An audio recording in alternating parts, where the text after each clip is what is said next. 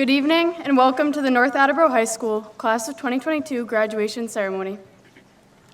My name is Katherine Johnson and I have had the honor and privilege of serving as the president of this great class for the past 4 years. To the NAHS Class of 2022, I ask you to reflect and think back on your high school years. Think about the good times you've had, the lessons you've learned, and the relationships you've built. Appreciate your teachers and the people who have supported you along the way, for you wouldn't be here without them. Appreciate the challenges you have overcome, for they have shaped who you are. I think we can all agree that we've had our fair share of obstacles. We were only sophomores when we were plucked from our classrooms and placed behind screens. We spent our junior year, hybrid or remote, missing out on all of the normal school events. We were sent back to school our senior year, and we were expected to be leaders when we hadn't had anyone to follow before us. It was our job to rebuild the school community. We revived our rowdy crowd in our rallies and taught our underclassmen about big traditions, as well as the small, unwritten rules of the school. The elegance of painting begins from the brush. When I sit down to paint, I always choose a soft brush that can blend colors well. After all, the colors cannot tell a story without meaningful blending. The three primary colors, red, yellow, and blue, are the foundation for millions of other colors. North Attleboro High School has helped us create our palettes, mix our colors, and paint our canvases to represent our journey as the class of 2022. North Attleboro has given us the opportunity to make an impact, and we took full advantage of it. Our class has paid it forward in a variety of ways, whether that be creating a club or organization, volunteering at the hospital, using our voices to raise awareness, mentoring younger students, or simply helping a friend with math homework. I'd like to begin by sharing a quote from world-renowned poet and intellectual Roddy Ricch. Time is the most expensive luxury in the world. It's something you spend and never get back, but you never know how much you have left. Before hearing this lyric at the start of this year, I never understood how much time I wasted in my life. I don't mean literally. I already understood that by being late to almost every commitment I've had in the past 4 years. But also in a metaphorical sense. Each and every week, I would go in with the mentality that I just had to make it to the weekend. Like many of my classmates, I would spend all of my time waiting for Friday at 1:49 p.m. to come, a time where my seemingly endless stressors would fade away. That is, after getting out of the senior lot. Yet by doing so, by keeping a tunnel vision until these better circumstances came, I failed to live in the moment, and I wasted so much time. This happens more often than you may think. People wait just one more year until they're out of a job they hate, living miserably and only moving forward with the better future stuck in the back of their heads. Or many of us students, we wish for the long practices, the nights of homework, the tests, the lectures, and all other dreadful aspects of high school to finish, simply by looking forward to summer. Yet it is then, when the new job comes, or when summer finally arrives, that we look back at what we once thought were miserable moments and start to realize how we were taking beautiful times for granted. I would like to welcome everyone to the Bishop Thean Class of 2022 graduation ceremony, and thank you all for your presence here tonight. Now to the Class of 2022, congratulations, we've made it. We've learned so much over our last 4 years at Thean. How to write a thesis, how to factor an equation, that Deacon Joe can do 50 push-ups. As much as we learned from our teachers, though, we have also learned from each other. We have come to realize that the smallest action can make the biggest difference. I personally can say that every single member of this class has impacted my life and the lives of fellow students in our class, perhaps without even knowing it. I'd like to begin today by sharing a quote from one of my favorite books by V.E. Schwab.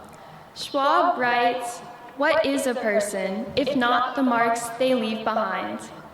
The marks that we leave don't have to be large and extravagant acts, like big service projects that help the whole community, although these are certainly very important. These marks can also be the small acts of kindness that each of us have performed over our 4 years, often without a second thought, that have changed someone's life for the better. I can say without hesitation that each of you sitting in front of me today has lifted the spirits of others through acts of love and kindness. Maybe it is your unique personality, or your participation in an activity, or just small, day-to-day actions that have, unbeknownst to you, affected others. On the very first day of freshman year, one of my friends was leaving the building after the last bell rang. My friend tripped and got stuck beneath their overly large freshman-sized backpack and was about to be trampled by the juniors and seniors rushing to their cars to avoid the Fian traffic. Another freshman who happened to be nearby gave this student a hand and helped them up. The freshman that gave the hand up probably does not even remember this moment because it was such a simple act to perform. However, this event helped my friend to realize how Fian, and specifically our classmates at Fian, would create a second home in the next 4 years. Good afternoon, family, friends, faculty, and alumni. Thank you to everyone here today.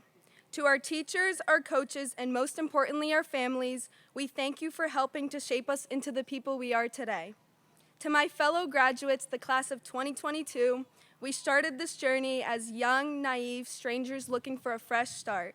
Today, we leave Tri-County, our home, as engineers, as nurses, carpenters, as electricians, and some of us even dental assistants. And possibly the hardest 4 years to be a high school student, we took on all sorts of challenges while still figuring ourselves and each other out. To our custodial staff and lunchroom attendants, thank you for keeping our school clean and safe. You know better than anyone else what slobs we've been. To our principal, Michael Procaccini, Dean Matt Silva, and all of the office staff, thank you for keeping things running smoothly so our teachers could concentrate on us.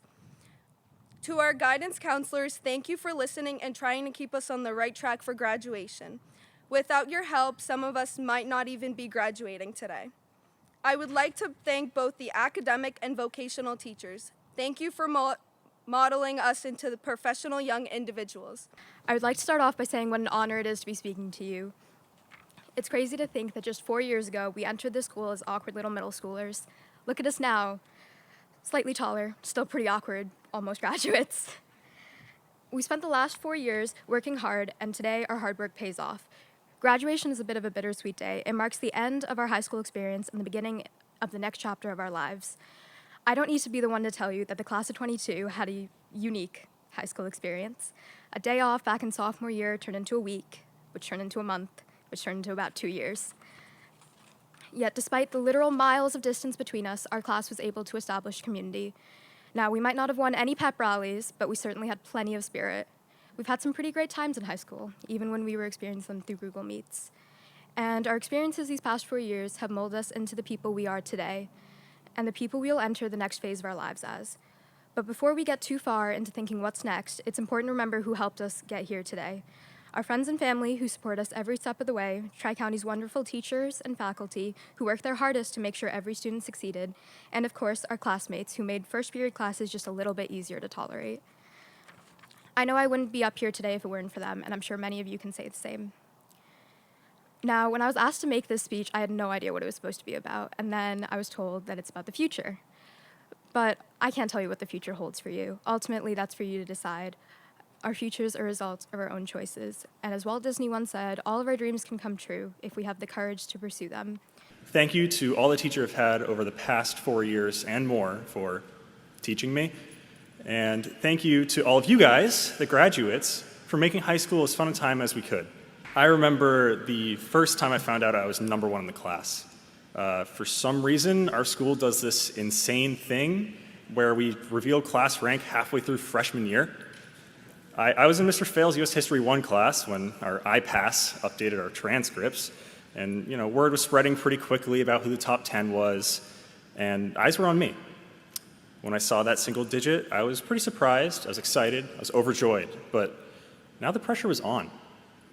And it wasn't just on me either, it was on everyone. We all found out where we landed that day, found out our number. We were afraid of messing up, of seeing our rank seeing that number increase. It's a lot of pressure to put on a bunch of freshmen. And up until that point, we were all working at our own pace, doing our own thing. Then it all changed and the race to the top began. It never got too outwardly head-to-head, but we were working pretty hard. It was pretty intense for over a year. And then the world ended. We eventually escaped the insanity of 2020 and 2021 and returned to more or less normal school, but everything felt a little different. There was a sense of unity within our senior class. The cliques, drama, and overly competitiveness gave way to a collective joy of simply being back. Now, I don't know if you guys know this, but I'm a member of the marching band. Big shocker. In normal years, we spend a week up at Camp Mattaponi in Maine. We get to go through the majority of the show. It's almost half of our rehearsal time. We sleep in cabins, we swim in the lake, we're fed churros, mac and cheese, tacos, you name it. But that didn't happen this year. Instead, we were stuck at the high school, rehearsing out on the parking lot for 7 hours a day during the hottest week of the summer. We could have easily complained or quit, but instead, the seniors of the band made a silent and collective agreement. We had to make this as fun as possible for the rest of the band. We were all so excited to finally be back playing and doing what we love, and that we would do anything, even fake a smile through the pain, to keep things positive. And you know what? It worked. We managed to enjoy a week that any sane person would have called hellish. And this is an example of exactly what I saw happening everywhere this year. Seniors, you guys went out of your way to make every experience a worthwhile one. A large and relatively behaved student section brought us to another Super Bowl. The seats were packed at Legally Blonde, and almost everyone pulled up to the barbecue, even the SRO. We spent this year enjoying and appreciating those around us. The competition of years past melted away. For the first time, it was truly a joy to be in high school. So I challenge you guys to continue your life's journey wherever you go with this same sense of joy. We can't take it all for granted because we never know what's around the corner.